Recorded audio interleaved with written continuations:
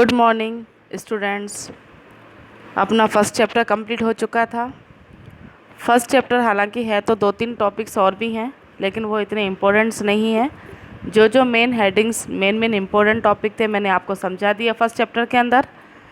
Second chapter अपन बाद में करेंगे, क्योंकि आप भी थ्योरी पढ़ के बोर हो चुके हो। अपन कुछ प्रैक्टिकल के अंदर आते हैं, क्योंकि जब तक अपन प्रैक्टिकल नॉलेज नहीं लेंगे तब तक आपको थ्योरी टिपिकल लगेगी। तो थ्योरी को अच्छी तरह समझने के लिए पहले अपन प्रैक्टिकल समझ लेते हैं। लेकिन इस चैप्टर के अंदर स्टार्टिंग में थोड़ी बहुत थ्योरी है, पहले वो थ्योरी समझ लो, उसके बाद फिर प्रैक्टिकल अपन स्टार्ट करते हैं। चैप्टर नंबर 3 है लेन देनों का अभिलेखन, रिकॉर्डिंग ऑफ ट्रांजेक्शंस। 2 चैप्टर हैं इसके अंदर, 3rd और 4th दोनों ही हैं, इसलिए लेन देनों का अभिलेखन फर्स्ट चैप्टर है और लेन देनों का अभिलेखन सेकंड चैप्टर बाद में आएगा। अब इसमें अपन कौन कौन से टॉपिक पढ़ते हैं। व्यवसायिक सौदे। व्यवसायिक पता ही है आपको, बिजनेस को कहते हैं। जो बिजनेस चलाते हैं अपन उसको व्यवसायिक कहते हैं। और सौदे का मतलब होता है लेन देन करना। प्रत्येक व्यवहार या लेन देन के 2 पक्ष होते हैं, लेना और देना। यदि हम बाजार से कंप्यूटर खरीदते हैं तो उसके बदले में हमें कुछ राशि पे करनी पड़ती है, और साथ ही रोकड़ पर्ची, कैश मीमो जिसको अपन बिल कहते हैं, भी लेना होता है। इस सौदे में 2 खाते माने अकाउंट की स्पेलिंग पूरी ना लिखे अपन A/C लिखते हैं अकाउंट को। 2 खाते प्रभावित हो रहे हैं। पहला खाता कंप्यूटर खाता तथा दूसरा रोकड़ खाता। बिल्कुल मैंने सिंपल लैंग्वेज में लिखी है, जैसे आप रीडिंग लगाओगे वैसे ही समझ में आ जाएगा। इसमें एक एग्जाम्पल दे रखा है, यदि इसमें कंप्यूटर का एग्जाम्पल दिया है, यदि अपन इसी को मशीनरी के आधार पर करते हैं या मार्केट से अगर अपन फर्नीचर खरीद कर लेकर आते हैं, तो फर्नीचर जब अपन परचेज़ करते हैं उस समय अपन को क्या पेमेंट करनी पड़ती है, कैश। कई लोग चेक के थ्रू भी करते हैं, आजकल तो पेटीएम ATM वगैरह भी हो चुका है, लेकिन अपन फ़िलहाल अपन इसको कैश के थ्रू ही मानते हैं। जब अपन मशीनरी खरीदते हैं या कोई फर्नीचर खरीदते हैं या स्टॉक भी खरीदते हैं अगर मार्केट से, तो अपन को उसके बदले में क्या पे करनी पड़ती है, कैश। तो इसमें 2 अकाउंट अफेक्टिव हो रहे हैं, 2 खाते प्रभावित हो रहे हैं। पहला खाता अपना कंप्यूटर अकाउंट, अगर कंप्यूटर खरीदना है तो कंप्यूटर अकाउंट, मशीनरी अगर खरीदते हैं तो मशीनरी अकाउंट, और अगर फर्नीचर खरीदा है तो फर्नीचर अकाउंट। पहला खाता फर्नीचर अकाउंट और दूसरा खाता कैश अकाउंट, ठीक है। उसके बाद आगे ये दे रखा है कि प्रत्येक जितने भी ट्रांजेक्शन होते हैं उनके बीच में 2 साइड्स होते हैं, एक डेबिट साइड होता है, एक क्रेडिट साइड होता है। माने एक को डेबिट करना पड़ता है तो एक को अपन को क्रेडिट करना पड़ता है, ठीक है। जब भी अपन जर्नल एंट्री, इसमें step by step upon practical समझते हुए जाएंगे। पहले मैं समझाऊंगी प्रैक्टिकल के अंदर अकाउंटिंग की इक्वेशन, उसके बाद फिर जर्नल एंट्री आएगी, फिर अपन लेज़र सीखेंगे। इसके अंदर अपन को एक बिल भी मिलता है जब अपन कोई वस्तु खरीदते हैं या किराने का सामान भी लेने जाते हैं या मेडिकल से अपन मेडिसिन वगैरह भी परचेज़ करने जाते हैं, तो अपन को एक बिल लेना पड़ता है जिसको अपन रोकड़ पर्ची कहते हैं, जिसको इंग्लिश में कहते हैं कैश मेमो, ठीक है। आगे फिर क्या लिखा हुआ है देखो, पहला खाता कंप्यूटर खाता तथा दूसरा रोकड़ खाता, रोकड़ माने कैश अकाउंट। प्रत्येक लेन देन में कोई ना कोई आर्थिक प्रतिफल माने इकोनॉमिकल प्रॉफिट। अब मुझे बताओ कि अगर किसी भी शॉप से अपन कुछ भी चीज़ खरीदने जाते हैं या कहीं फैक्ट्री से या किसी ठेले वाले से खरीदते हैं, मॉल के अंदर अपन जाते हैं शॉपिंग करने के लिए, तो जो बेचने वाले होते हैं, जो सेलर होते हैं, वो क्यों माल बेचते हैं, इसके पीछे कुछ ना कुछ उनका प्रॉफिट होता ही है। वो अपनी अर्निंग करने के लिए, कमाने के लिए ही इस स्टॉक को बेचते हैं, मशीनरी वगैरह को बेचते हैं।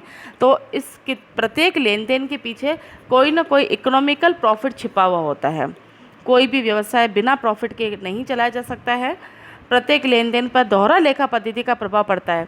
मैंने अभी आपको बताया कि एक साइड डेबिट करते हैं और एक साइड क्रेडिट करते हैं। इसका मतलब है कि दोहरा लेखा पद्धति पहले भी अपन पढ़ चुके हैं कि जिसमें 2 साइड अफेक्ट होते हैं, एक डेबिट और क्रेडिट। दोहरा लेखा पद्धति मेथड, एक खाते को डेबिट किया जाता है और दूसरे को क्रेडिट किया जाता है, ठीक है। ये तो हो गया अपना व्यवसायिक सौदे का मीनिंग। सौदे का मतलब लेन देन करना। उसके बाद स्रोत प्रलेख, सोर्सेस डॉक्यूमेंट्स। अब यहाँ पर ये दे रखा है कि यदि अपन खातों के अंदर, अगर बिजनेस के अंदर अगर अपन खाते तैयार करते हैं, अकाउंट तैयार करते हैं, तो किसके थ्रू करेंगे, सबसे पहले तो अपन कैश मेमो के थ्रू, इनवॉइस नंबर होता है, अपन को डेबिट डेबिट स्लिप मिलती है, क्रेडिट स्लिप मिलती है, इन सब, और इसके अलावा सेल्स बिल मिलता है अपन को। सेल्स बिल के अलावा अपन के पास चेक आते हैं या सैलरी स्लिप मिलती है, या क्रम अनुसार कोई ना कोई फाइल होती है जिनके थ्रू अपन को ये नॉलेज मिलती है कि ये ट्रांजेक्शन अपने बिजनेस के अंदर हुए हैं। अगर एग्जांपल ले लो, जैसे अपन ने रमेश को 50,000 का माल सेल किया है और उसने क्या दिया है, 20,000 तो उसने एडवांस दे दिए, मैंने 50,000 का अपन माल सेल किया है, 20,000 तो उसने कैश दे दिया और 30,000 बाकी उधार में दिया है। तो कैश सेल्स कितनी कहलाएगी, 20,000, और क्रेडिट सेल्स कितनी कहलाएगी, 30,000। ठीक है, तो यहाँ पर अपन उसको एक बिल बना के देते हैं जिसमें पूरी डिटेल लिखी रहती है कि आपने ये माल ख़रीदा है, इतना अपन ने कैश जमा कराया है और इतना आपने क्रेडिट किया है।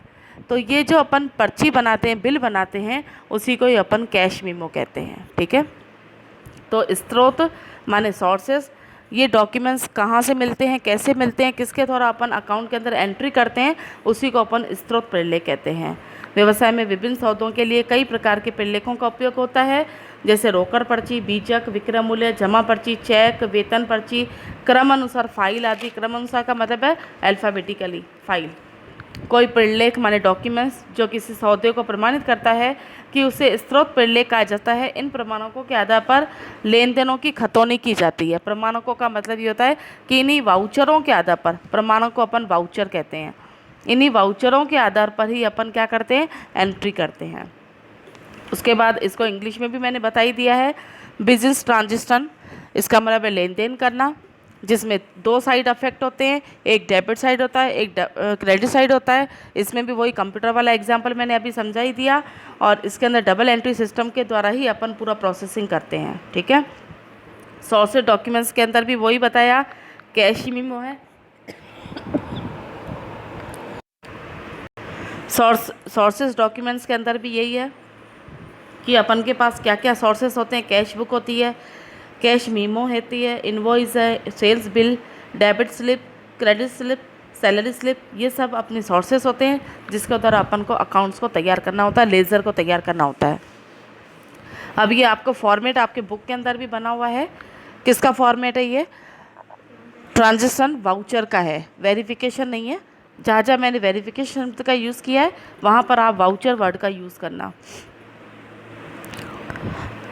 ट्रांजेक्शन वाउचर, किस तरह से वाउचर तैयार होते हैं।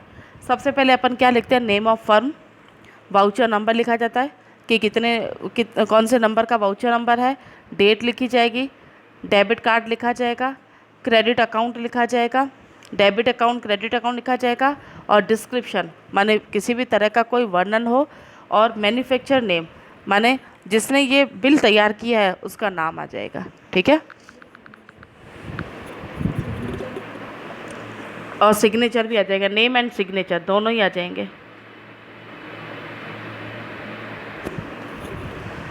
अब नेक्स्ट टॉपिक अपन करते हैं लेखांकन प्रमाणकों की तैयारी, प्रिपरेशन ऑफ अकाउंटिंग वाउचर्स। अब सबसे पहले तैयारी करने के लिए जो भी अपन वाउचर्स तैयार करते हैं उनकी तैयारी अपन को कहाँ से करनी पड़ेगी बताओ।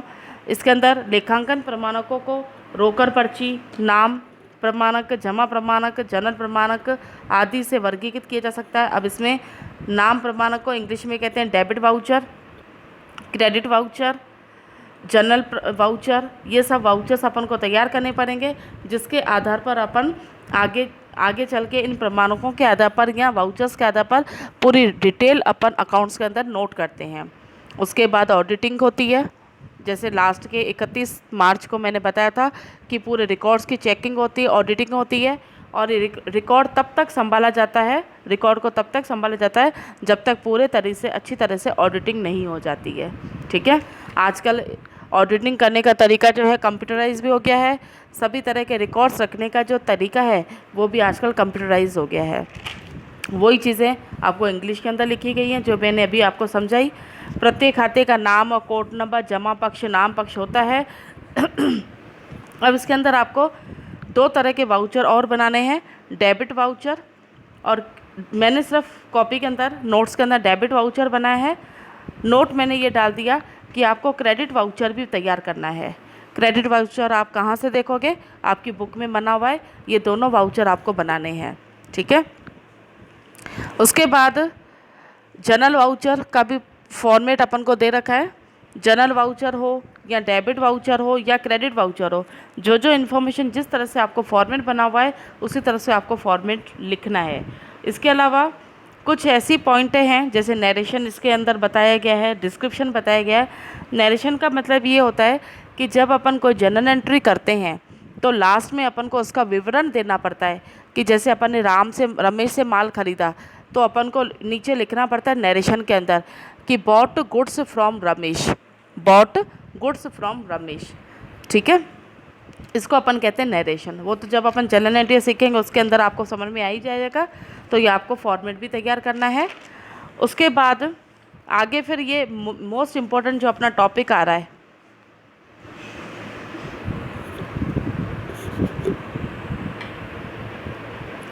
मोस्ट इम्पोर्टेंट टॉपिक आ रहा है, ये एग्ज़ाम में आता भी है कि सौदे के प्रमाणक में निम्न आवश्यक तत्व कौन कौन से होने चाहिए।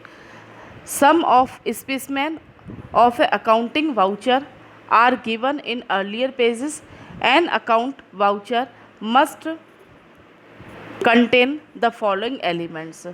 कौन कौन से एलिमेंट्स इसमें यूज़ होंगे, क्या क्या होना चाहिए।